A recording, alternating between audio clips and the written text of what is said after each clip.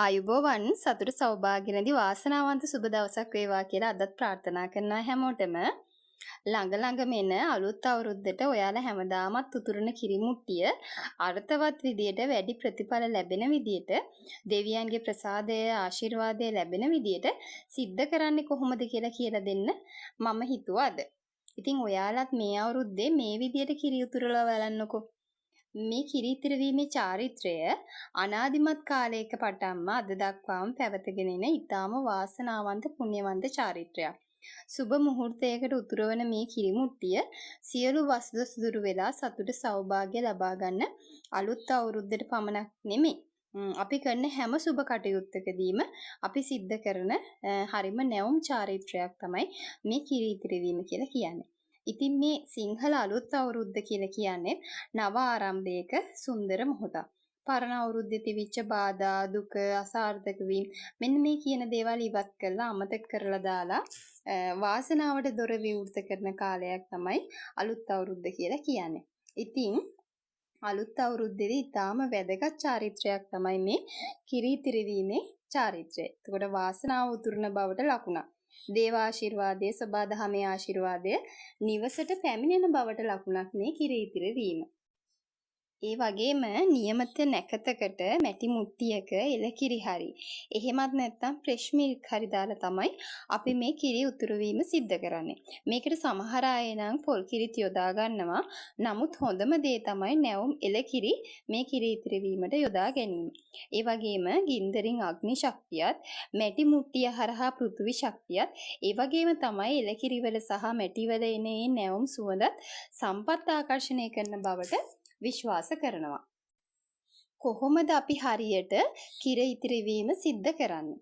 මේකෙදි අපි බඳින මේ ලිප් ගල් තුන උඩ බුලත් කොළ තුනක් තියලා ඒක උඩ පඳුරු කාසි තුනක් තියලා ඒක උඩ සුදු මල් ටිකක් තියලා අපේ ලිප සරස ගන්න පුළුවන් නම් ඒක ගොඩක්ම ආකර්ෂණීය වගේම ඉහින් ලොකු ආකර්ෂණයකුත් අපිට අරගන්න පුළුවන්. ඒ වගේම තමයි මේ කිරි එකට දාන්න පුළුවන් නම් කිරි උතුරවනකොට ඒ කිරි එකට දාන්න පුළුවන් නම් එනසල් නැට්ටක් කරාබු නැට්ටක් කුඳු පොත්තක් ඒකෙන් ලොකු නැවුම් සුවඳක් පැතිරෙනවා උතුරද්දී.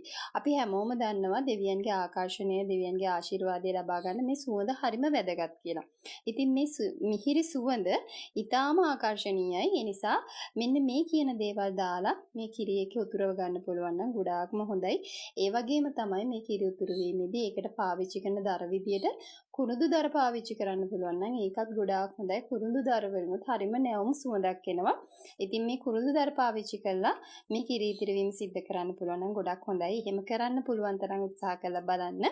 ඒ වගේම තමයි මේ කිරි ඉතිරවීමේදී අපි මේ ලිප අවුලව ගන්නකොට ලිප ගිනි අවුලව ගන්නකොට කපුරු පෙත්තක් ඒකට පාවිච්චි කරන්න පුළුවන් නම් ගොඩාක් හොඳයි. වෙන වෙන දේවල් වලින් ලිප ගිනි අවුලවන්නේ නැතුව.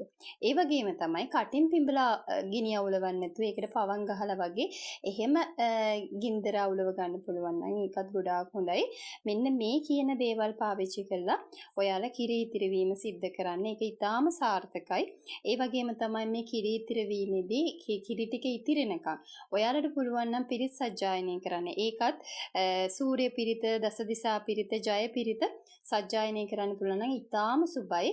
මේකෙන් ආකර්ෂණය වගේම දෙවියන්ගේ ආකර්ෂණය, දෙවියන්ගේ ආශිර්වාදය වගේම ලොකු ආරක්ෂාවකුත් අපිට ලැබෙනවා. ඒ නිසා මේ කිරි ඉතිරවීම සිද්ධ වෙනකම්ම මේ පිරිත් සජ්ජායනය කරන්න.